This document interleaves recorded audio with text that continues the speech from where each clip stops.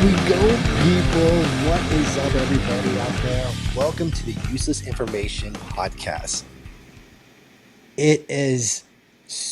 I'm so excited right now. We were literally just getting the number down of what podcast this is, and to welcome back the co-host of this podcast, the Mind of Dick, Richard, on the 10th episode, Double Digit Podcast. Welcome back, my friend. We are so excited. Actually, I have something queued up for you. I was so excited. I'm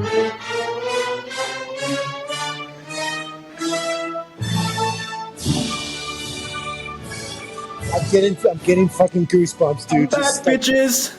Dude, I'm back, bitches. He's back. Oh. I literally got goosebumps. I don't know. It's me too, man. Like, me too. I'm excited to be back. We're going to go hard with it this time. Oh, man. People, welcome back to the Useless Information Podcast.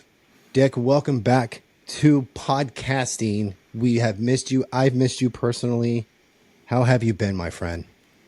I've been good, man. I took a little break. I seem to, during the summertime, I want to spend a lot of time with my kids.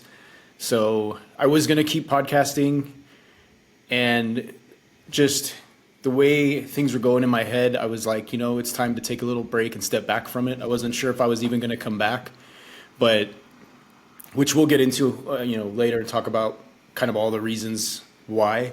But one of the main reasons was I just had to take a step back and spend more time with my kids and just enjoy the summer with my kids without any distractions. And it's good to be back, though. I'm really happy to be back. This is something I don't think I'm ever going to quit doing. I just occasionally might take a break, but like I said, we want to get into some stuff and reasons why, because it's kind of important to get into some of the reasons why I decided to take a step back. But it is good to be back, and we're going to go hard with it now. We're going to go. How can you quit podcasting doing all this crazy madness going on right now? And we just lost Ozzy. We just lost the Hulkster. I know. That's why I wanted to come back now. I was like, okay, we got shit to talk about. Like, it's time. It's time to fucking go back. I'm like, I know he has something to say about this shit, and I can't just do podcasts and just go over subjects without him here. It just sucks. Yeah, it sucks. Yeah. Well, I'm sorry, dude. Like I said, I'll explain it in detail. It doesn't suck in a negative way. I don't want anybody to think that, like, hey, I fucking hate Dick for doing this. No, it's nothing like that. We've been actually talking throughout the entire tenure of this, and you know what? I'm just more happy, for you and the time that you got to spend with your family. Yeah. I just think before we get into, like, I think anything in life, we got to take a break, from even our hobbies, just so we can appreciate it later. Yeah. Then my hobbies are really important to me, but there came a time where they weren't doing it for me. I wasn't getting fulfilled. I wasn't passionate about it. It just wasn't hitting that spot, if you will. Like, I was just like, why am I doing this? I put out an episode and I'm just like, I don't even care. And that was when I said to myself, like, yeah, you got to take a step back and just kind of spend the time with your kids, have fun for the summer. And I was able to, like, reflect and, like, think what is going on in my life that is making me kind of go on a downward spiral mentally. And it was a good summer, and everything helped me get back to the place I need to be. And right now I'm really in a good place. But there's times where you just don't feel it anymore. You just don't want to do it. And I've taken breaks in the past, even before we started doing this, and I've taken breaks in the past where I was just like, yeah, it's time to just take a break, spend time with my kids, and then go back to it. This summer was a little different. There's a lot of mental issues going on, and a lot of things just fucked up in my head that I really was like, okay, all this together, I got to take a step back. I got to just stop doing everything and work on myself a little bit. Because I'm always one to say, like, if you're going through shit, you got to work on yourself. You have to take the time and work on yourself, because you can't help others. You can't be there for others if you're not there for yourself and taking care of yourself. Absolutely. I mean, it's easier said than done when push comes to shove. That's really, you and I can, we've talked to each other and talk to each other in like the downest parts of, times in life. And we always say, just, hey, just always reach out, Yeah. always, seek help and stuff. And, I'm always there for you, bud. And it's really super hard to take that step, regardless of who it is or who you are trying to open up to, spouse or not, friendship, a professional. It's tough. It's really tough. And I don't want this to come off, negative to any of the listeners out there, but like as a man, you don't want to seem vulnerable to really your core of people, let alone a stranger. So to accept that you are going to be sorry, I am getting over being sick, so you're going to hear a lot of that. So I apologize, everybody out there. It takes a really big step to accept the vulnerability that you are going to put yourself through, and what is going to become of that. You got to be open to like, shit, what is this person going to say to me? Is it going to be a neutral thing? Is it something I'm going to dislike? Am I going to like it? Because you have those people in your life. So then you have to kind of like weed out, like, is this, because like for me, I've always talked to my core people that have bounced off I'll give it to you straight to your face, some sugarcoat it, and that's how I've kind of lived my life. And I've found balance. First time I ever went to seek professional help, I had the firewall up. It was just not happening, and, it's hard for men to accept that. It's hard to accept a stranger to judge you. That's really what it is. Like I was sitting there on that couch and I was like, my hands crossed looking at this guy. And I was like, no, buddy, you're not going to tell me I'm fucking a piece of shit. I'm going to tell you it first. It's like, it's not going to happen. Exactly. It's not easy, man, especially with the way, I know you were raised similar to the way I was. It's like, basically, don't be a little bitch, suck it up, I wasn't allowed to cry, and when you start to like realize that, hey, man, I might need some help, and I've never been to a point where like I wanted to like, end my life or anything like that. It's never been like that. It's just I get to points where everything, little things happen and it's like doom and gloom. It's like life is over, like everything's over. I'm just a piece of shit. And it's like little stupid things, and it's like you gotta work through that. You gotta realize that you're not perfect, shit's gonna happen. And I was having problems with that, where things would happen, all these little things would happen. I was like, I'm not gonna get through this. I'm gonna end up homeless. I'm gonna end up, I'm gonna lose my job. All this is gonna happen, and you gotta realize that, hey, shit happens. You gotta get through it somehow. And that's where I have a big problem, is trying to get through stuff. Trying to get through those hard times and not feel like the world is ending just because like my car broke down. We were driving to the Pierce the Veil concert. My daughters were like so excited about it. My older daughter June and my daughter Kayla were like so excited about this concert. And the only way I had to get there was my car. My car's older on purpose because I don't want car payments right now. So I'm purposely trying to save money to buy a car. So I've been driving this older. Yeah, I'm trying to be smart with money. I didn't have a lot, so I was like, okay, I don't want to have this huge car payment. I just want to like save the money for that to put down on a car. So I've been driving for the last 5 years. I've been driving a shitty car. It gets me from point A to B. Actually got me, I drove it out here when I moved out here. So it's been fine. And so I was all excited about this concert because they're excited about it, right? And we were driving and my radiator blew. And it blew all over my windshield. And I was like, what the hell? And we had to pull over. We got about halfway there. I had to pull over. And I just flipped my lid. And it went straight downhill. And I didn't know what to do. And so, I'm calling my fiance, like, well, I don't know what to do. I'm going to miss the concert. And she's like, call an Uber.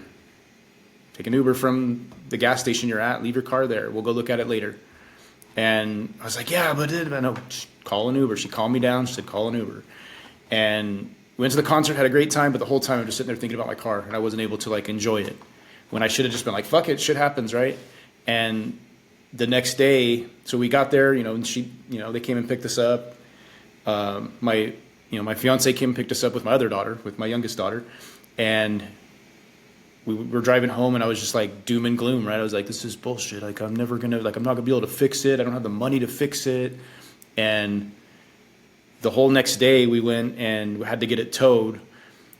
And I was just, the whole day I was like, I'm disappointing June, my oldest daughter, because she's only here for 2 days, and I'm spending this whole day trying to deal with my car, and I'm going to lose my job because I'm not going to be able to make it, and all this stuff, right? Like, I'm just, every little bad thing that could go on, I was so depressed. And I was literally like tearing up that I thought my life was going to be over. I'm like, this is a small thing, right? This is something small. This is not a big deal. It's just a broken down car, you know? And my fiance said, I've never seen this side of you before. And I said, things are just bad in my head right now. Like, I don't know what's going on. Like, I can't get out of this. Every little small thing that happens, I'm like, life is over, you know? And like I said, I wasn't planning on doing anything to harm myself. It wasn't that. It was just like, in my head, everything was bad. And you have to have coping skills for that. And growing up, my coping skills were shut the fuck up, be a man. Suck it up. Put deep down inside. Don't just leave it in there. Bottle it up. Bottle it up and be a man. And eventually that shit catches up. And that's the problem. That's the problem, was all that shit caught up to me, and it's been catching up to me for the last, maybe 5-6 years. And I think even longer than that, probably 8 years. It's like, I think the problem was whenever I would feel those things, it was like, grab a drink and you don't feel it anymore. And that's the way I would deal with things. If I get pissed off, I would just be like, drink. If I get a little down on something, I'd just grab a drink, and then I'd forget about it. And having to think about it and feel those things and having to deal with them without just like grabbing a drink and getting drunk and not dealing with it. That's the hardest part. Having to feel again is like, it's really hard. And it's been, since I quit drinking, it's just been like catching up to me. Like, things like that catch up to me all the time. And I'm like doom and gloom, and long story short, on the car situation, everything was fine. I got a quote on it. And I said, nah, fuck that. I ain't spending $1,500 to fix this fucking car that ain't even worth $1,500. I said, nah, fuck that. Guess what I did? I ordered parts off Amazon and fixed it myself. Fucking threw that radiator in myself. YouTubed it. Holy shit, dude. Yeah, exactly. And I fucking put it in right. It was a pain in the ass for like 3-4 days. Couldn't figure it out. Figured that shit out. Car runs like a champ now. Everything's perfect. And wow. I YouTubed that shit. Fucking did it. And I was like, then it was the other way. That's when I started saying, fuck, man, shit ain't that bad. If something bad happens, fix it, motherfucker. But what I decided to do was, and that's one of the reasons. That's one of the reasons why I said, like, hey, I gotta cut back. I gotta stop doing some of the things that I've been doing. Like, I don't have the passion for things because I gotta figure out my brain, right? I gotta figure out what's going on in there, because things weren't right. And so if I was doing this, it just wouldn't feel right, And that was basically the tip of the iceberg. I don't know if you want to call it that, but that was it right there. I was like, okay, I fucking doom and gloom for a couple days, and then I fixed that shit, and now I'm like, woo, motherfucker, I can do anything, bitches, And that's kind of how I felt, and I was like, man, I need to start fucking figuring this shit out. I need to, like, maybe I do need to go to therapy. Maybe I do need like something, right?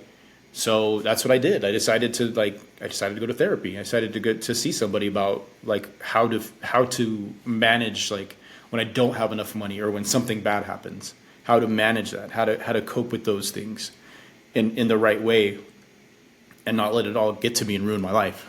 So that's what I've been doing this summer, is figuring that shit out. And then that's when I said, I think I'm feeling great. I think I'm feeling really good. I think it's time to podcast again. I think I want to do it again. Because like I said, I almost didn't even come back. I almost said, no, I'm not going to do this anymore. I was about to send you a long text saying, I love you, bro, but we're not going to do this anymore. I just can't. But here we are, and things are going to get better. And we're going to fucking go fucking hardcore on this shit now. It's going to be amazing. Well, more importantly, man, I'm just glad that you're healthy. You're becoming healthy with yourself. Yeah. I think that's my big, I will avoid that text as much as I possibly can, dude. So, yeah. but I would totally have understood if that was the case. Just because I love you and you're more of a friend than this is a hobby that we do together. Yeah. You Yeah. know, Yeah. I told you throughout the entire time, like, hey, whenever you're ready, there's no pressure. And I think that's what we all need in life too. It's just, let me, especially with me, like, hey, I need time to figure things out. Yeah. It takes a while, a lot of things for me to accept.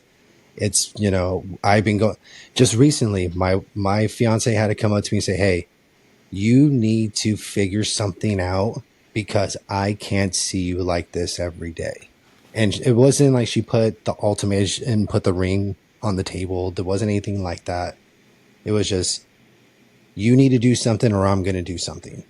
And it's like, all right, I need to figure something out. So, since you took a hiatus, I've been kind of working on myself in the background of things, and it's been super hard and accepting of a lot of things in life and a lot of things that you told me in the past. And it just all just started to make sense out of everything that I've been told, what I've been going through and stuff. It's like, all right, okay, all of this makes sense if I just try to do it. And I just stepped back or stood back and just took a deep breath. I'm like, okay, some things are out of your hands and some things you just have to accept, Yeah. Shit happens, bro. Like that's the thing you got to realize. And that's what I kept telling myself. I think that's the biggest thing is like, you can go through all this therapy and all that stuff, but you just got to realize, hey, shit's going to happen. And it's not how you fall, it's how you pick yourself up. And that was what I was having a problem with is I couldn't figure out how to pick myself up.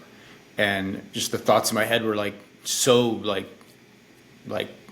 terrible. Like life is over. Like all this is going to happen. And my girl's going to leave me because I'm such a piece of shit. And, my daughter's never going to talk to me again. And my kids are going to hate me and all this stuff, and just all these bad things. Like, I don't like, I think the biggest things, and I figured this out when I was in therapy, there's two things that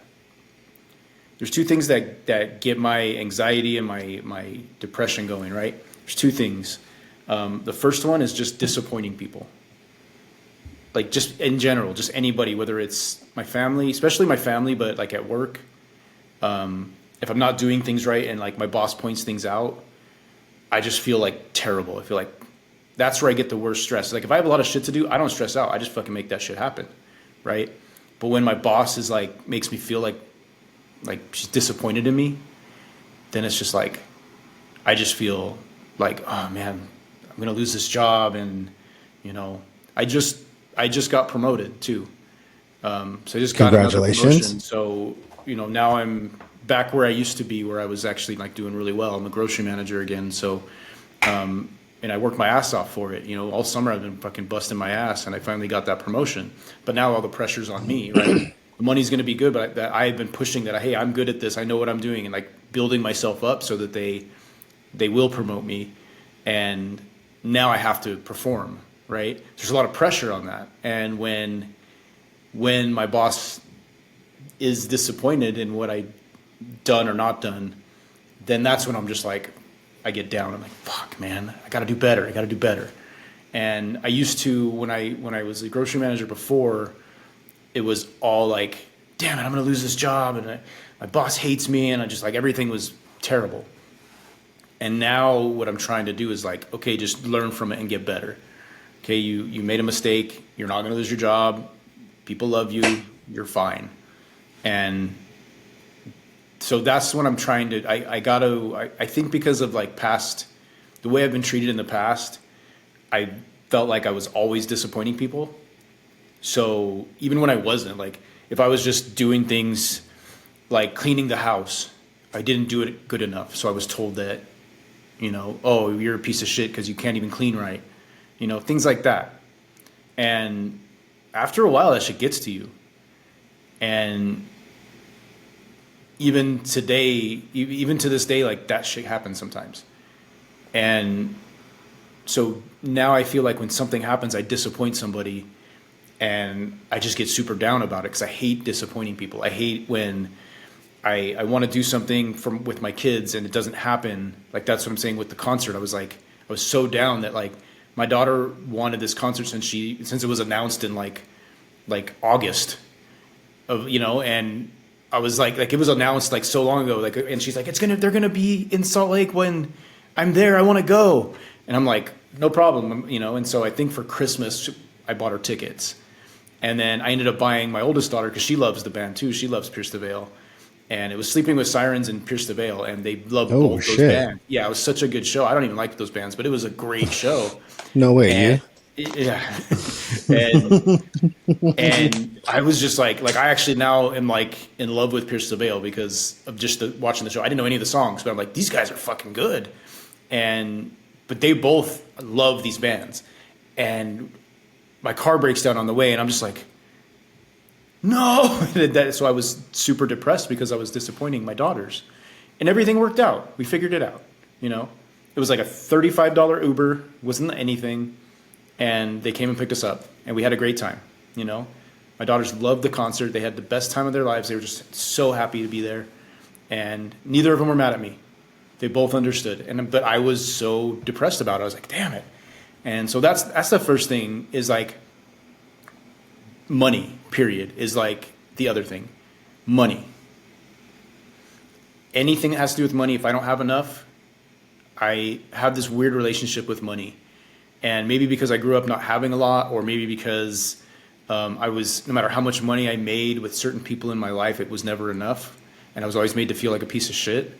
And I lost a job one time that really wasn't even my fault. And I was told that, and I got another job. I was making really good money at a job. I was working for Nabisco. I was making the best money I've still to this day ever made in my life. And I was killing it. And I was happy with myself. I wasn't even drinking that much because I was just like happy with like my job, my life, everything like that. And I lost the job. And I got a job and I was making like $12 an hour just because it was something, right? And I was told that, go make your $12 an hour, you piece of shit. And I'm just like, I'm trying my best here, And I think with all that and then just kind of like growing up with not a lot of money, when I don't have money, when money's tight, I feel like life is over, So I have to learn to cope with that and realize, hey, we'll get through it. So I have to figure that out. And that was pointed out by the therapist. I'm saying that it's those are the things from what you're telling me, those are the things that are getting you the most anxiety, the most time you get down is when you don't have enough money and when you're disappointing somebody. That's when he or she told you that, were you shocked? No, I expected it. Was it hard? Was it hard to hear from a stranger? Oh yeah. It's just hard to hear, period. But it's really hard. It's really hard to hear that I value that so much, that's important to me, because at the end of the day, it's like, who gives a shit? Well, right? While I was listening to you, I was just thinking, like, what was the trauma? What trauma in your life made you want to be a people pleaser? I think we all deal with money in our own way when it comes down to, getting short in the bank account. I think we all have our own way of coping with it. Yeah. But especially, I I feel you when it comes down to being a people pleaser, because I feel I'm the same way in a sense. So I'm like, what the hell? What happened to me back in as a kid that made me want to be a people pleaser? It's one of those things that, my wife's like, you should go to therapy so you can figure that out. I'm like, I don't want to. I said that for years, bro. Like, I don't want to. I'm like, no. It's like, that's none of their fucking business. Yeah. It's like, yeah. I did that for years. Like, I don't want to. No. Yeah. I'll be fine. It scares me. It scares the shit out of me to find out why I'm the way I am. I want to know since I was a kid to like probably like till 18 or 19, and then everything else I kind of figured out since then. But yeah, like I was a middle child. You know, my parents kind of just hovered over me. I never got to go outside and do shit. They gave me a guitar so they could keep me busy inside the house and stuff. My brother was already 8 years older than me, so by the time, you know, I hit like middle school, he was already pretty much graduated high school and shit. So, and my youngest sister, she fucking hung out with part of the same people I did, and she snuck out and just fucked around and did whatever she wanted, and she just dealt with the consequences. And I just wasn't that person. I was just like, oh, Yeah. I'm like, fuck all that. But it's like my parents kept me inside. They really never let me go out and do anything and be adventurous. It's like, why do I want to please that? Why, what was in life that made me want to choose to be the person I am right now that I'm trying to get over, you know? And that still kind of bothers me to this day, you know? And that's why I was thinking about with you, like, who said something to you that you're just like, man, I really do need to just change your whole mindset of just like trying to be concerned about ourselves at one point, and then totally take that out of our algorithm and just focus on other people. You know, I don't know if that's if you're listening to this, I don't know if you have ever gone through this, but maybe like with a relationship where you totally were like, fuck, I'm not even thinking about myself. It's always about this person. I'm, hands and knees doing whatever he or she wants, and this isn't me. Or with family members, blah, blah, blah. It's like we've all gone through it in some way where we're not ourselves to certain things. But when you're totally not focused on yourself at all, and it's always about what other people's happiness, that's a hard pill to swallow when you go and you're paying for someone to tell you that. It's like, fuck, I was right the entire time. Yeah, that's exactly what it was, you know. And this is the second time I've tried therapy. The first one was kind of a catch-22 because, like I said, I have a weird relationship with money, and I was pretty broke at the time. But I was trying to quit drinking. I was trying to figure out my brain. It was a suggestion to maybe get some therapy, and it'll help you because that's why you're drinking so much, because of all this problems you have in your head. So maybe go do that. It was kind of a catch-22 because I didn't have a lot of money, and that was the reason I needed therapy. But the therapy was expensive. My insurance wasn't covering it. So it was like $100 and some bucks every session, and she wanted me to come once a week, and I'm like, I can't afford $400 a month. Yeah. So it was like, okay, well, I'm trying to do this therapy, and I can't afford it. But the reason I need therapy is because I don't have money. So it's like, what am I supposed to do? You know, I have good insurance now. Luckily, like it's covering a lot of it. So like they're like $20 sessions. So I'm like, I'm down for that. Let's fucking do it. Let's fucking go. So, you know, it's a lot better, but like it was a catch-22. But one thing I got out of the last time, which I explained to the guy that I'm seeing now. One thing that I figured out was that she was like, it sounds like you got some PTSD. And I was like thinking, PTSD, what does that mean? Like that's when you go to war and you like, you know, you see battle and you're like, but it does mean some other things. It's not that form of PTSD. It's just you've had traumatic things happen, and they could be little and they just built up, and that's why you are a people pleaser. That's why you don't ever feel like you're good enough, because people have made you feel that way your whole life. And you know, I brought this up on my podcast where like I was bullied and I was picked on all through like middle school. I was a little nerd, right? And I that was part of it, where just I felt like I wanted to be a part of a group, and I wasn't good enough for that group.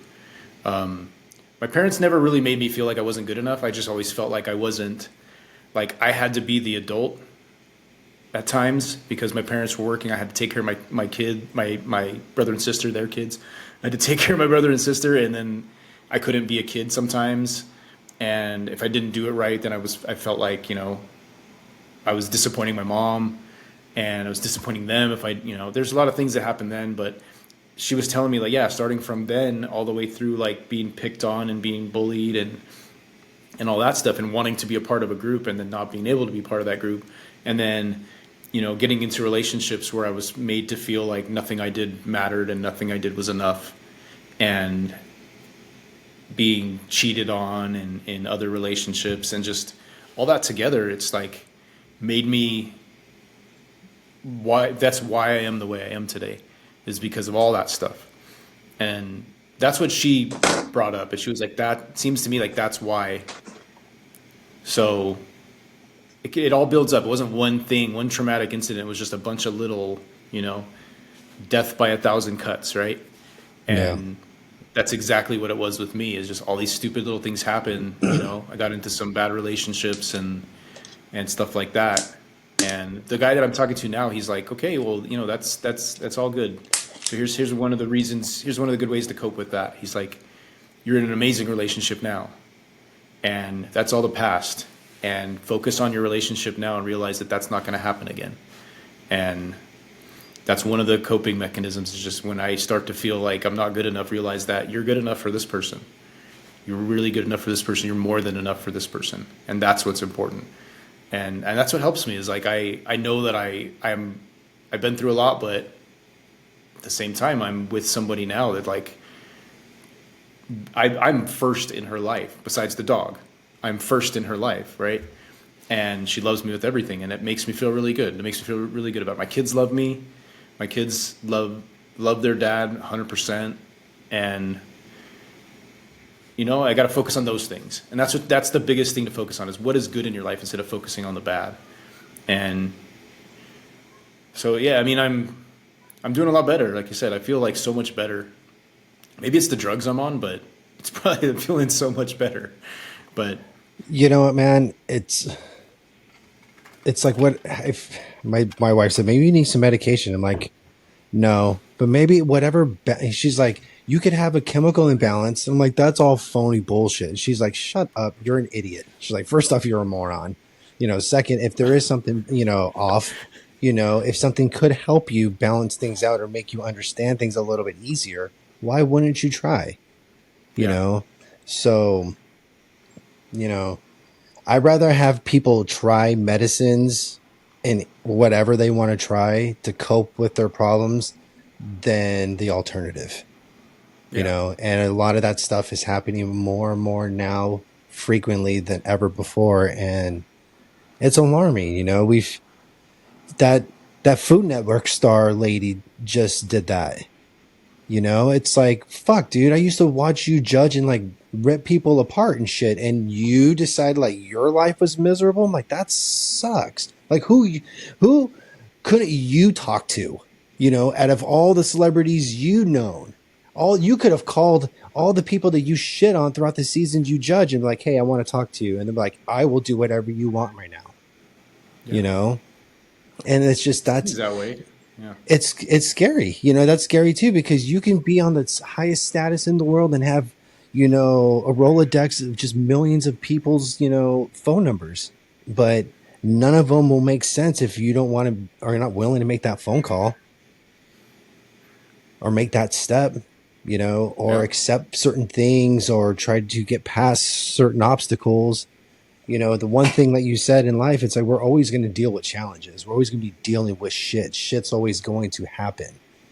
And sometimes we break down and we have meltdowns, and that's how we cope with it. And then there's always going to be somebody or something around us that's going to make us be like, okay, just give us a pat on the head. I'm like, okay, you're okay. It's fucking totally fine. Everything will be good. And my wife has to do that shit to me a lot. Just with everything going on now, she had to come out and say, you need to fix this. Like, this is just not you. So, you need a strong core behind you to kind of push you in the direction and make you feel comfortable about things. Sugarcoating shit is just not helping anybody. It truly is not something that we need in life. I totally understand that. But the only thing we should sugarcoat is the Easter Bunny and like Santa Claus. That's really the only thing. And there's an age frame for that, Yeah. So, but when it comes down to like mental health, and for all you people that are probably listening to this, the people that are like the Andrew Tate fans out there that fucking have his like a memorial or like a portrait of him in your like house and shit, this part bothers the shit out of you. But I guarantee you that guy has a therapist and he goes back at and forth, you know, and they're like, no, you know, you can't, you can be this masculine, but you're going to break one day. Something's going to break you. Someone's going to say one little stupid thing like your clothes are shitty for a rich person, and it's going to shatter your spirit, you know? Yeah. So, so it's just like, this is the type of stuff that I feel that all men and women should listen to, because it doesn't get spoken a lot about. You know, I've known people that just since moving out to Lompoc, you know, I worked with a kid that took his life, dude. You know, he just had a kid, probably like 2 or 3 months old. He got back with his gang, started doing drugs, and whatever he decided it was the time, he did it at like 22 years old, dude. And it's like, it breaks my heart, because I'm like, man, my phone would have been right fucking open. You know, I would have talked to that guy for as long. I would have went over there and picked him up. You know, and it's just, you know, I hope everybody out there has that one person they can reach out to for times like this. You know, it may not just be like, well, I need to just go straight to a therapist. You know, maybe you need to speak to somebody first about it first, you know, before breaking the ice to a stranger, before a stranger tells you, hey, you're a little, you know. So you don't want that to be your first introduction to the first steps of the future, you know. So, you know, you need that person that's going to push you, right? That's going to say, look, you need fucking help. That's the first step, is like, you can try to deal with it all you want. You can try to deal with it with everything on your own, but at the end of the day, you're gonna break.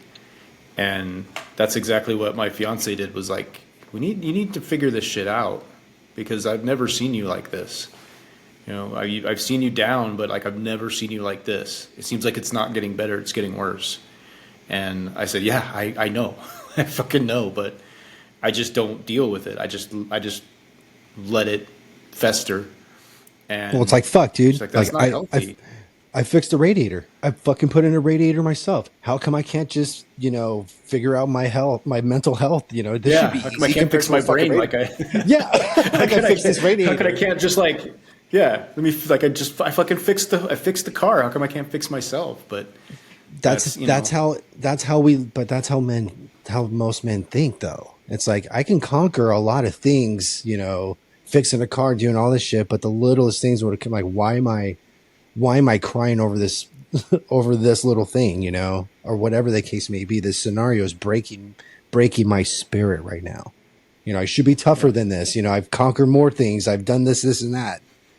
You know, it's just it's a juggling game of just emotions. You know, where do we want to sit in life? Do men want to sit at the top of like bottling shit up, or try to find that balance where it's like, okay, it's okay to cry and feel like to feel low, but no, I can get back up from this.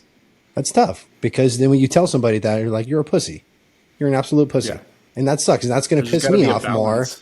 Yeah. That's going to make me more upset, because I don't want to tell somebody that and they're like, you're a douchebag.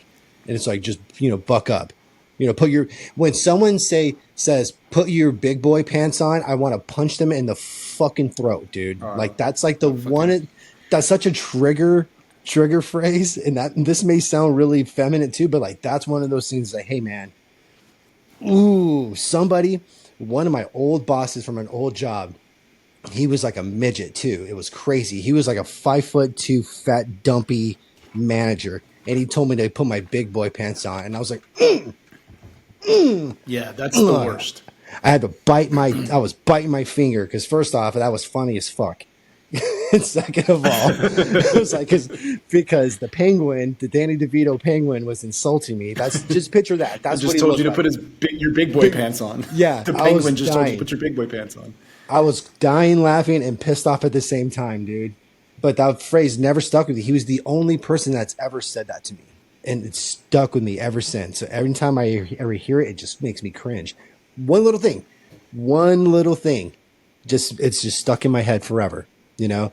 And it's one of those sayings that thank God it didn't stick with any fucking generation at all. So I have not heard it more than one time since that guy, and that's been 25 years.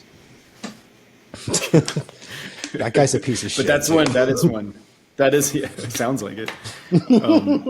That's a phrase. That's a phrase, like you said. That's a phrase that gets me, like, it gets my blood boiling. Like really. And that's a phrase that's been said to me many times, where I have something happen and it's like, just fucking deal with it. Put your big boy pants on. It's like, and I think that phrase is part of, I guess, my trauma too, is like, it's like, come on, I can't feel, I can't be upset about something, you know? It's like, oh no, you can't be a man. And you can have that balance. You can be a man and you can be vulnerable at the same time. It's okay. It's okay to, you know, be upset about something. It's okay to cry about something. You're not a pussy for that. You know, we're men, but we have emotions, we have feelings, and it's okay to be upset. And like I said, it's not how you fall. You're allowed to fall. You're allowed to cry. You're allowed to be emotional. It's how you pick yourself up, and it's how you make things better. It's how you fix it. You know, it's how you fix that radiator, right? It's not, oh, it's broken. It's how you fix the radiator, right? It's how you put the shit back together. That's what's important. And if you can find the skills to do that, you know, like I found it on YouTube. That's how I fix my radiator. I mean, you're not going to find the skills to fix your brain on YouTube, you know, but maybe it's a therapist, you know, or maybe it's just a good friend that you need to talk to, you know. It works different for everybody. And I tried all sorts of different things and nothing was working. So I said, okay, I think it's time that I need to talk to somebody. I need to talk to a stranger. You know, I've talked to friends. I've talked to, you know, my fiance multiple times about it. I even talked to my kids a little bit about it, and they're young. They don't really understand, but they're smarter than you think. And I was very open with them. I was like, yeah, I'm going to see a therapist because I got to figure out how to get up when I fall down. That's the biggest thing. I got to figure out how to get up whenever something happens. When I fall, I got to figure out how to put the pieces back together. And that's my biggest problem. That's what I'm doing right now, is just trying to put the pieces back together and figure out how to put the pieces back together and not flip the fuck out.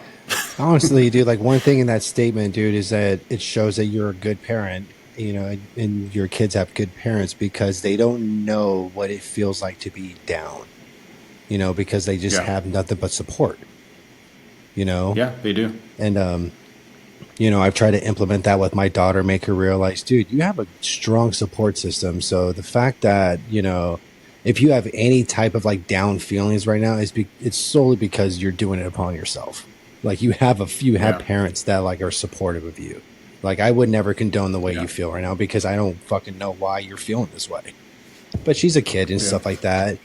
But that was just one thing I noticed right off the bat. I'm like, you know, that's, you know, you're a good parent, dude. You know, you don't want to disappoint anybody. And I think that's just being a good person, a good natured person.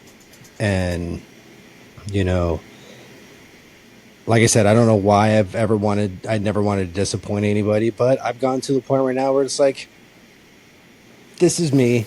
You know, like with the whole hair and fucking dyeing thing at the wedding we were talking about before this podcast. Yeah. So I dyed my hair red at 19 years old for my cousin's wedding, who was completely shocked with the rest of my family. And through a lot of like just a lot of shit that I did growing up as a kid in my 20s, 30s, and all the stuff that I have done, I've just been me. And at 43, I just accepted this is who you are.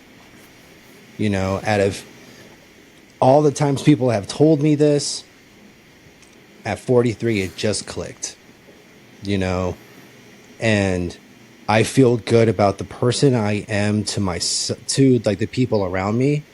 Now I'm like, what do I need to do that's going to keep my mind more active to make me happy?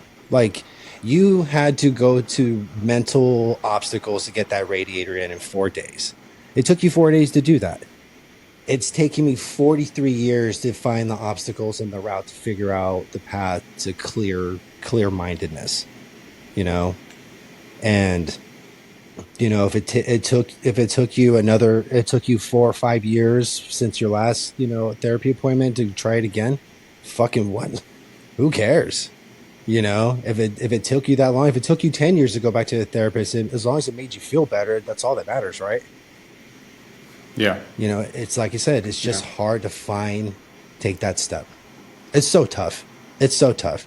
It's so tough. Like, without me even getting into detail, like how deep shit got for me at a certain point, I was like, how do I even fucking feel about this? You know, like I feel like I'm not like, what's my purpose here? I think that was it. Like, what's my purpose here?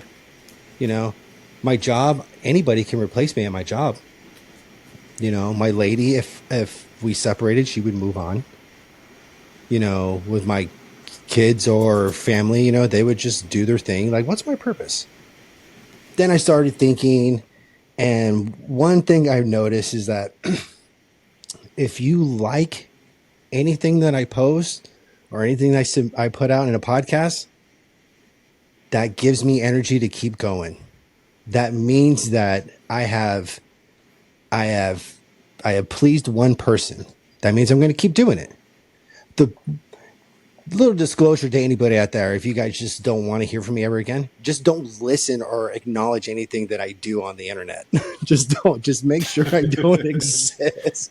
Just don't listen to anything I do, and I'll be like, what the fuck, but I started finding like little things that kept me like excited. Like, I started learning how to do a little bit more editing here and there, like with videos, and started posting little things here and there that started catching fire on certain things that got me excited. It's like, oh shit, like your Grammy video. I started catching wind on one of my things, and it's like the comments kept me so entertained for days, dude. I'm like, I can't stop this. Like this, and I told my wife, I'm like, I'm gonna keep doing this. Is that okay? She's like, whatever. So I'll spend like hours just scheduling posts, just because the comments just keep me just like at night, And But as it's long as like, that gets you like that feeling, then yeah, hell yeah. yeah, there has to be That's what's something fun like about it. there has to be a reason why you come back to podcasting to make you feel like it's worthy of your time. It really, Yeah. it's like, even in a hobby, it's like, is this fun anymore? Some hobbies die. Some people are collectors, comic card collectors, card collectors. They just stop, or whatever. I Yeah. used to collect Funko Pops religiously, year in and year out, for like 7 years, and I just stopped. So you have to find a passion for anything that you do in life, and everything deserves a break.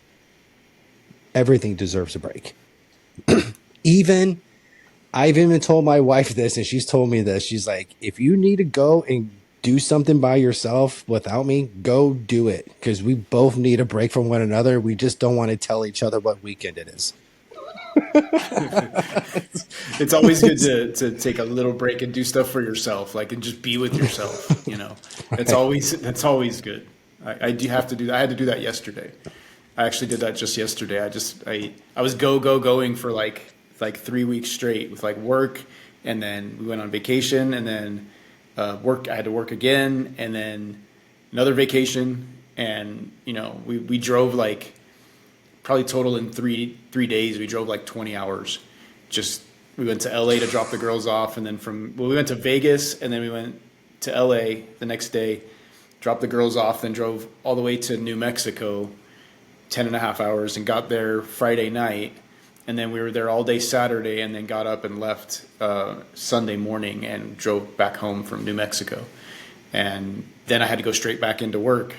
And I was just like, fuck, man. So yesterday, I was just like, I'm fucking tired, dude. Like, I literally have not sat and watched TV for like 3 weeks. Like, I need to just sit and watch TV, because then like the girls were here, so I was just doing stuff with them, and I was taking my daughter out driving because she's going to be 16, and I'm trying to teach her how to drive. I was doing that, and I just have not sat and just by myself and in a long time. And I was just like, I'm doing that tomorrow. Like, you need that sometimes. You just need a break. And my fiance was like, are we going to hang out? We're both off. And I was just like, I need a day. I need a fucking day.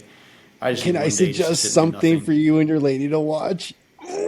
Can I suggest something for you guys Yeah, to you look watch? like you're about to shit yourself. yourself, but yeah, what? dude, I've been pushing this fucking movie all week long, and it's taken me 2 weeks to watch it, like a week or so to watch. My lady was telling me you have to watch this. I'm like, no, sorry, forgive my French. I'm like, this is gay, and she's like, you have to watch it. The music, the whole movie does not deserve to be put together. K-pop Demon Hunter on Netflix is by far one of the best movies I've ever seen in my life, dude. I watched it twice in a weekend. It was that good. Really? The music was incredible. The storyline was amazing. And I listened to the soundtrack on a daily basis for the last 4 or 5 days. Really? It's dude, My I can't daughter's tell you. like Go ahead. she's like into K-pop. That's her thing, right? Dude, Like that's this her music movie, is K-pop. I And she's like, I'm not listened to watching this. that movie. No, I listened to this one song. It's called Free. If anybody wants to look it up, K-pop Demon Hunter is called Free. Huntrix, that's the name of the band.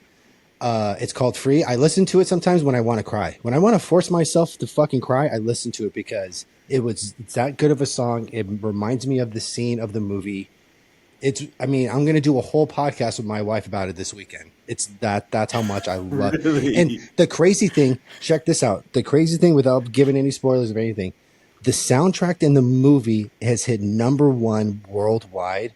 They did not expect it to blow up. Sony, Netflix did not expect it to be as big as it is. They don't even have merchandise to back up the demand right now. Oh shit. It is Damn, so like, good, well, dude. K-pop is huge. K-pop is like a big thing right now. I didn't even realize how big it is. There's so many people that love that kind of music, and But this like my isn't daughter like just your loves it. when my lady's like K-pop Demon Hunter, I'm like, I don't want to watch 16 people dancing on a stage singing. Like that's what K-pop is. Right. It's like Slipknot for Koreans, you know? It's like it's way too much. But when you look at this show, there's only like 2 bands of K-pop. One is a 3-piece and one is a 5-piece. So it's like your typical NSYNC. I'm gonna watch this movie this weekend by myself again before my wife gets home. Like that's how much I downloaded the movie on Netflix, dude, on my phone. It's really that Wow. good. So if Okay, it's one I have of to those watch it things that if now you want because I to, was like not gonna do it. no, you have to watch it with your lady. Really watch it at night because it's really colorful as well. It's really good, dude, and it's a mix. It gives you like manga type, like Japanimation type, like features, you know, with their reactions. Sometimes it's a good or animation, but sometimes they'll go into Japanese type shit or Korean stuff, and it's so fucking funny. It's hilarious, but like my wife told me, she's like, this doesn't make sense. Like this doesn't deserve to be together. And I'm like, all right, whatever. And I'm telling you, dude, I spent all weekend trying to download the album because that doesn't allow you to download the full album on iTunes or on Apple Music. You have to go to the actual artist and look up the album and stuff. And I'm like, fuck, one more step. I'm like, all right, cool. I'm happy now. Dude, That's unexpected. That was unexpected, but because I saw it and my daughter's like, I'm not watching that. I don't even like the bands on there, and she's like, I'm not watching it. And now I'll I'm put gonna have any. to watch it. I probably should have I watched it will, with her. dude. I will tell your daughter, like, hey, I'll put $20 that you will not be fucking disappointed in this. And if you're disappointed, like, I'll send you $20. But if I guarantee you won't. It is so good. I don't like watching animation movies nowadays just because, you know, I like the Shreks and the Madagascars, and that's like the Toy Story 1 and 2s, and I think I stopped after that. You know, like that whole era of animation. I don't think I've watched any like recent animation movie from like the last 10 years. I can't even. No, actually, that's a lie. That's a lie. That's a lie. Fuck, there was just one. I think it's called. Oh my gosh, it was so good. We cried so hard. Fuck, we cried so fucking hard. I forget what it's called. Horde. Dude, I forget Horde. what it is. It's a Disney movie and it's about 2 brothers and it's like a blue cover. It was so good. I can't forget what I forgot what it's called, but it was so good. But that was in the last 10 years. But besides that, like that one, I think like Like The Last Robot. I think that one, whatever the fuck that movie was, that one was an animation. That was pretty good. But besides that, nothing really big really caught my attention on anything. So it's like, you want me to spend 2 hours, if it was 2 hours, to watch this movie? She's like, I'm telling you, you won't be disappointed. And I'm like, all right, lady, you took me to a Taylor Swift show. Like I've gone and seen, like I just went and saw Kesha a couple weeks ago. You know, I'm like, whatever, we'll see what happens. And dude, I can say like it's a 10 out of 10 for me. It's that good. Really, it's that good? Mm-hmm. Man, I gotta watch that shit now. I haven't even seen the new Happy Gilmore yet. It's actually not bad. It's Give me your opinion, dude, because good. I'm hearing people talking shit online, and I'm like, I don't want to do it. I don't want to I want to remember how good this movie was. Yeah, it's a good. I'll call it this. It's a good. It gets a little dumb. It gets a little dumb. I'll just put it that way. I'm not going to spoil it for you, but it gets to be where I'm like, are you fucking kidding me? This is stupid. But there's some good jokes. It's got some good tributes to the original movie, and it's pretty. There's some subtle things that you see, and you're like, okay, like that. This is from the other movie where they pay respects to like the people that were in the movie that passed away. It's not bad. I kind of I liked it, but I would give it probably like a 7 out of 10. Where like Happy Gilmore, the original, I'd give a good solid 9.5 out of 10. I mean, that movie's fucking classic. See, because I saw a clip. It's just one of those iconic movies. I saw a clip from Barstool that one of the guys is like, okay, I didn't watch any of the Happy Gilmores. I've never seen any of them. He's like, so I watched the second one first, and then I watched the old one. And he's like, I hated the first one. He's like, it was so dumb. Like the humor was dumb. It was so silly. Blah blah blah blah. Like the new one was way better. And I think it's one of those things you had to grow up watching it to understand the humor back in the 90s. You know, the humor was way different back in the 90s. Like you cannot do any of the humor movies. I mean, honestly, no, actually, I can't say that right now because did you see the trailer for the new Naked Gun with fucking Pamela Anderson, Liam Neeson? Dude, they're fucking nailing it. Like almost identical to how Naked Gun's humor used to be. Yeah, it looks really good. I was like, oh my gosh. When he's on the freeway and he gets a coffee handed to him on the freeway, I was like, I fucking lost it, dude. so I don't know. I don't know if you can do it. Like, hopefully the movie's great, but I don't know, man. I don't know. Like, I saw a lot of crazy movies recently that I didn't think was gonna, that really shocked me. Like the Minecraft movie blew my fucking mind away how good it was. And I had no idea the lore of it. I could not believe how great it was. I heard it's good. Yeah, I didn't see it, but I heard it's good. Yeah, I heard oh my goodness. Not a bad movie. I'm gonna hold it out for everybody because I'm gonna talk about K-pop Demon Hunter and the Minecraft on my next podcast with my lady, and I might even throw in the Happy Gilmore. But if we are talking about great shows right now, did you watch the new episode of South Park that's going viral right now? No. Oh my gosh. No, I heard about it though. Dude. Yeah, so, I heard about it. So recently I've been like I've told this to everybody and even on my shows, like I'm a conservative person. I vote conservative. I have conservative thoughts about the economy and about how we should present each other towards people. But recently I've been questioning both sides in a lot of things. And when I saw this episode of South Park, it was the perfect fucking balance of shit talking on both sides. And dude, it just made me like feel, you know what? Maybe I just need to like free myself of titles as well. And just be liberated of like fucking caring, you know? Because the episode was like, like my wife was even looking at me because all the shit that they were saying about like people that I've supported in the past, she's looking at me like, are you turning? And I was like, this is fucking hilarious. Regardless if you like the dude or not, this is fucking so funny because I'm a fan of comedy. I'm a fan of humor. I think laughter will cure anything. And I'm sitting there, I'm like, yeah, I believe a lot in what this guy says, but this is like how can I say anything about this? This would be if they did this on the opposing side, I'd be dying just as hard. The same thing, both sides, dude. This shit was so funny. Dude, you have to watch. I'm just giving you have all this shit to fucking digest into your brain now, dude. This is gonna be so fun. Yeah.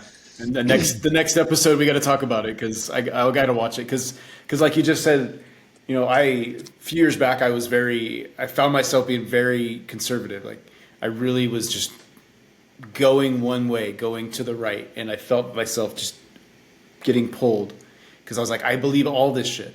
This is all the shit I believe, and like I always thought I was the other way, but I felt like, well, no, I like this. So I was like, okay, I feel like I'm like unexpectedly becoming a Republican. And then lately I've realized, why are you gotta be right or left? Like fucking, like I hate certain things about this side. I hate more about this side, but it's like, I'm just right in the middle. Fuck it. Like I'm just who I am. I dislike this. I dislike that. I like this. I like that. You like what you like. Don't label it. Don't put a label on it. Just be, we got to come up with some new name for it because, it's like, I don't consider myself Republican. I don't consider myself a Democrat. I don't consider myself left or right. I consider myself, I hate what I hate. I fucking hate everything, and I'm also a fan of comedy. And like, if they're making fun of Trump, I'm going to laugh my ass off because it's probably fucking true, and I'm the same way. Like, I'm a fan of comedy. I'm a fan of fucking shit that's funny. And so I have to watch it. I've heard a lot of things about it. I've heard like Cartman was Charlie Kirk or something like that. Is that the episode you're talking about? That's the next episode. That's the next episode. That's the next episode. Okay. I saw something about that, and then Charlie Kirk changed his profile picture on Instagram to Cartman as him. I was like, dude, that's funny. That's funny. That's so great. I mean, you have to have a sense. Hilarious. Yeah. If you're in the public eye, you have to have a sense of humor. I mean, if you get made fun of by South Park, I think it's the same feeling as your song getting remixed by Weird Al Yankovic back in the 80s and 90s. Yeah. It's like, oh shit, I've made it. Yeah, Weird Al wants to remix my song. Yeah, exactly. Yeah. So, it's an honor. South Park makes fun of you. It's a fucking honor. It means you made it, So people watch that. Dude, I watched the documentary about the Casa Bonita, how they bought the Casa Bonita restaurant. It's so heartbreaking, dude. Like, it was such a good documentary. It's like, fuck this, dude. I don't want to invest in shit. It's like, it was so good, dude. Like, just look at it this way. They bought for 3.5. They opened at 33 million. And then everything, just think about what they had to do with 30. Just imagine, people, what you can do with $33 million. And then this is what this documentary shows you what these guys did for this restaurant in Colorado that meant so much to Trey growing up. That's fucking crazy. It's crazy that someone's like, you know what? I grew up. That's just like you saying, like, I want to fucking buy the dairy because they're going to tear it down and turn it into a fucking Dollar Tree. And you're like, no, it means so much to me.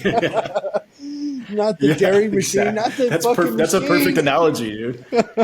That's a perfect analogy, dude. Because like I walked into the dairy recently, and I'm just like, what did they do? So if they're gonna tear it down and put a Dollar Tree, I'd be like, no, right? This is my child. This is my teenage years, my fucking 18 to like 25, dude. Fuck, man.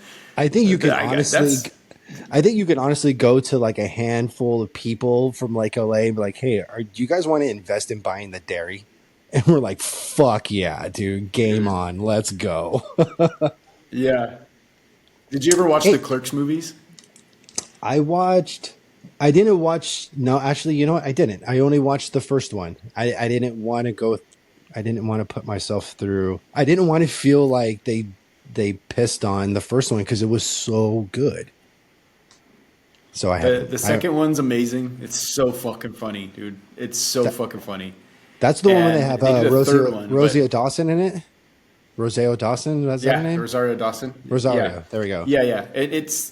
It's vulgar. It's fucking. It's hilarious. The second one is hilarious. The third one was okay. So I'm not talking about the third one, but at the end of the second one, they're like, we should buy the Quick Stop, and that made me and my brother watched it, and we're like, we should buy the dairy. What the fuck, right? Like that made me think about that, right? We're gonna put a picture of the we dairy thought about right that here. years ago. I'm gonna put a picture right here of the dairy. Yeah, I have pictures of recently when I was just there. I was actually just there a few weeks ago, probably a couple months ago. In June, we were there. We picked up my daughters. We went to the dairy, and the outside looks exactly the same. The inside's way different. And I was trying to explain to everybody, like, this is where the counter used to be, and like back there, we used to walk out the door. You don't even do drive-through anymore. They got it all closed off. But the inside looks way different, but the outside still the same sign. So the same when you sign walk through these outside, doors, you fucking couldn't walk through anywhere because there was fucking aisles cramped together. So you had to like walk sideways and grab shit and stuff. The only thing was open was the ice cream machine to give you open room to do shit because that's what everybody fucking bought there. The soft serve machine. Just the soft serve. Yep. Give room to the soft serve. People still remember, like, that was the best soft serve ever. The best fucking soft serve ever. Oh, shit. Not that we're saying it. Hey, dude, the soda machine, I had to ask you because I used to get a Dr. Pepper, half Dr. Pepper, quarter Mountain Dew, and then there was a peach something you guys had the machine. Was it a Lipton or was it a Brisk, like peach tea? Which one was it? Because it was a Brisk, right? I was thinking about that for the longest time. Like, dude, I have to ask him because if I figure out which one it is, I'm going to fucking make that creation at my house all day long. And my wife loves Dr. Pepper, so that's a freebie. I'm halfway through. I'm so excited, dude. Yeah, I'm so fucking excited, dude. I would always get that big-ass drink, and then I would get me a soft serve. Oh, fuck. Hey, people, if you own the dairy and you ever want to sell it and make a Dollar Tree out of it, don't do it because we'll buy it. I swear we'll fucking buy it. We're going to buy it. So. We got to, man. Maybe that's going to be one of those things in the future. Yeah, maybe. People, we're going to buy the fucking dairy. We're going to plant the seed right now. Someone's going to hear it. They're like, hey, I want in on the dairy. By the time this podcast part comes out and probably gets like done with people listening to it, we're probably going to have like 100 investors from everybody in like LA and shit that we knew. Let's do it. Let's get all our investors. You heard it here first. We're going to buy the fucking Dick and dairy, Danny dude. B are We're buying gonna the fucking dairy. Oh, that'd be so fucking great, dude. And then we might have to figure out how to do the dairy gap. Like to buy that one little spot where everybody can just do the dairy gap. We have to keep that one spot. Yeah. The dairy. Put a fucking fence up. So we'll have to tear down the fence and just fence it off and be like, okay, this is dairy gap only. That's so sweet. This is for the skaters. Oh my gosh, dude. You know what, dude? I'm going to be thinking about this. I'm like, you know what? How much can we really invest in it, dude? I'm going to fucking do this. I'm dead ass serious, dude. I'm like, fuck it. I'm going to go up north. I'm going to do my restaurant business and I'm going to make an investment in this fucking dairy. When it's time, I'm going to do it. I'm going to do it. Though I hate Lake Los Angeles, but I love the dairy. If I could have bought two things out in fucking Lake LA, it would have been fucking the dairy and Burger Basket. I loved the original Burger Basket because the food was great. Their chili cheese fries. Oh my God. There was something about the chili cheese fries was just like fucking amazing. And then you would get a chocolate shake mixed with vanilla with that. Oh, I'm so hungry. That's what I would have bought, dude. Have you had dinner yet, bro? Because like you're talking about food, like dude, that's how good the food was at Burger Basket. That's what I would have bought. Like easily, first thing, the dairy, Burger Basket, and fucking the Video Nook. I would have been so happy with all three of those. Yeah, Video Nook, dude. Yeah, I mean, I remember riding my bike up there to rent fucking Super Nintendo games or whatever, like ride my bike up to the dairy. And then I remember driving up there before I even knew how to drive. I didn't know how to drive stick, so I drive up there in first gear. And I would just drive all the way up to the fucking dairy. And then I'd stall and be like, fuck! I'd cross over fucking, I'd cross over Avenue O and just be like, oh shit, go! And I'd stall in the middle and be like, fuck! And fucking start it up again. Fuck, I don't know what I'm doing. People don't know how terrifying it is. There's only two main roads in fucking Lake LA, and it's O and fucking, what is it? Avenue O and fucking what's the other one that crosses that Saddleback? 170th. 170th. That's the two 170th. main roads, unless you're going all the way on the outskirts to fucking get out of town. That is it. Yeah. So if you stall, you So got a whole I would bunch cross. of I would go people. through all the neighborhoods. Yeah. I would go through the neighborhoods, and I would like. Yeah. And my dad used to like, because it was his car. My dad used to say like when I was coming down the block, he'd hear me coming. He'd be like, "Yeah, you get it out of first gear." I'm like, no. Fuck, dude. He's like, "Fucking That's shift, so bro." funny, dude. That's so great that he still let you Yeah. go, knowing that you weren't going to get it out of first gear. It's like, well, let's see how long this engine lasts. He's like, "You're That's fucking so up my car, great. bro." Oh fuck! And you weren't that far away from like the Nook and shit like that. No, it was I'd go over, so I'd have to go through one neighborhood, and then that would take me to Avenue O, and then I'd cross over Avenue O and go the back way, and then I'd be right there at the dairy. So it was just like one, you know how like they're on a grid, right? So I would just go down my street, make a right, and then cross over, and then go through another neighborhood, and then cross over O, and then right in there.